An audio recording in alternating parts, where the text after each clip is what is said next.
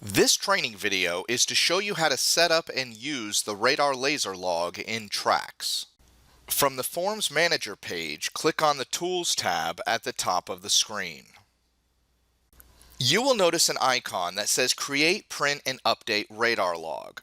This icon is split into two sections. The top section, which is highlighted in dark gray at this time, says Update Current Log. You will click on this section when you're updating the current radar laser log. If you scroll to the bottom half, you will notice when this darkens and you click on it, you can then create a new log. You can edit an old radar or laser log, or you can print the radar laser log. We are going to create a new log, so we will click on the bottom half and click on Create New Log. Click on the month that you wish to create the log for, making sure that it is highlighted, and click OK. You will then pick the year that you wish to create the log for. It will default to the current year, or you can click on the drop-down arrow to pick a previous or next year, and then click on OK. The Create Case window will then appear, and you can click Create.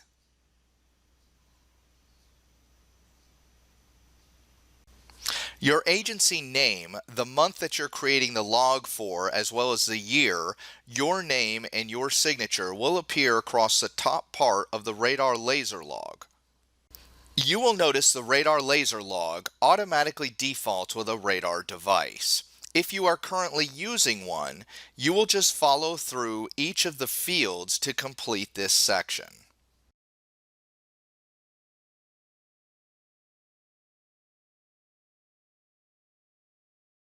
You will then put the serial number of the device in this field. Typing the serial number in uppercase characters makes it easier to read when printed. After you tab off of the serial number field, the unit number field is used if you wish to put the vehicle number associated with the mounted radar unit. The next two fields are to record the antenna serial numbers for both a front and rear facing radar unit. If you only have one antenna, you will only complete one of these antenna serial number fields. The next field is to record the mile per hour of the fork, as well as the fork serial number, the second fork, and the serial number. You will then hit the tab key, and on the start date you can either manually type a date or click on current date and hit the tab key. For the start time, you can either manually enter a time or click current time, hit the tab key. Once you've completed the listed tests, you can either hit the yes button manually here or hit the Y on your keyboard and hit the tab key, and you will notice that each time I hit Y tab, it will put the check mark in each of the fields. You will then be brought to the end date, and you will fill those fields out at the end of your shift. Again, the easiest way to do this is hit the Y and the tab key once you've completed each of these tests. Once you have completed the last field under the end date, a window will appear asking, would you like to add another shift, yes or no? If you click yes, you will then get another start date and another end date column for the next day. Or you can click no and it will not generate another start and another end date. You will generally click no if it's the last day of the month. If you wish to add a shift after you've already clicked on no for the add to shift, you can then scroll down and click in the red area where it says click add to shift, and it will create another start and end date on your radar log. You will click add to shift for each of the days that you are working for the month.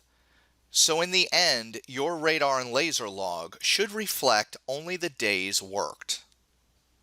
If you have both a radar and a laser device, both devices can be kept on the same radar laser log. If you wish to add a laser device, simply click on the blue area that says click to add laser device. You will then complete the information that's needed for the laser device.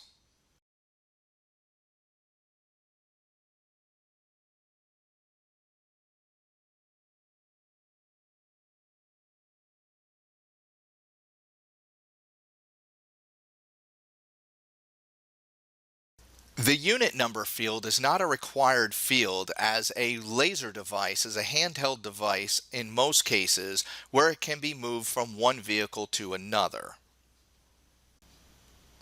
You will then tab to the start date. You can click on current date, put the time in, and again, just like the radar, in order to fill out each of these fields after you have tested the device, the easiest way is to click on the Y button on your keyboard and hit the tab key for each of these.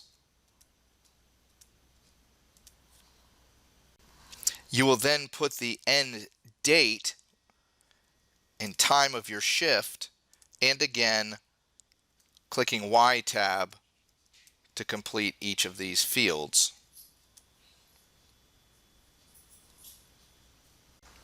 If you only have a laser device and not a radar device, you can delete the entire radar section when you build the form. When you open up a new radar laser log, you can go to the top and click Delete Group, click on Radar Device 1, and it will then delete the entire radar device, and you are left with just the laser device on your log. When you have completed your radar laser log, you can click on Save Form and then click on the X at the top right of the screen to close out of the log.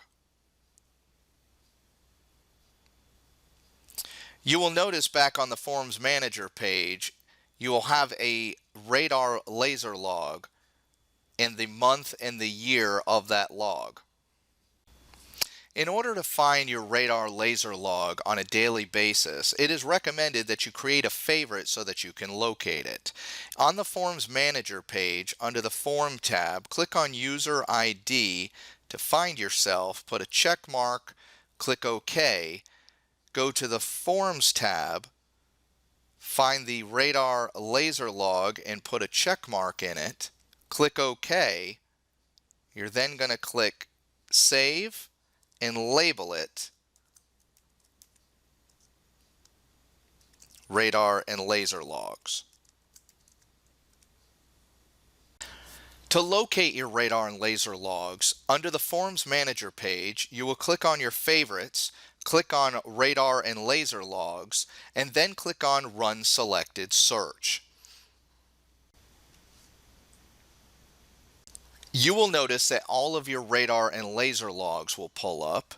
Once you've located the log that you wish to continue working on, double click on it to open it back up.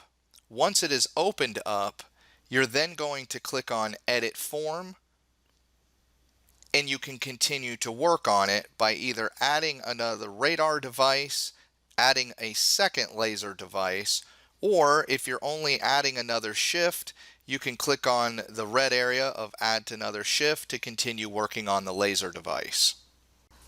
If you wish to print your radar laser log at the end of each month, if you go to the File tab and click on Print, you will then select the radar laser log and click Print to whatever printer that you choose. This concludes the training video on how to create and update a radar laser log.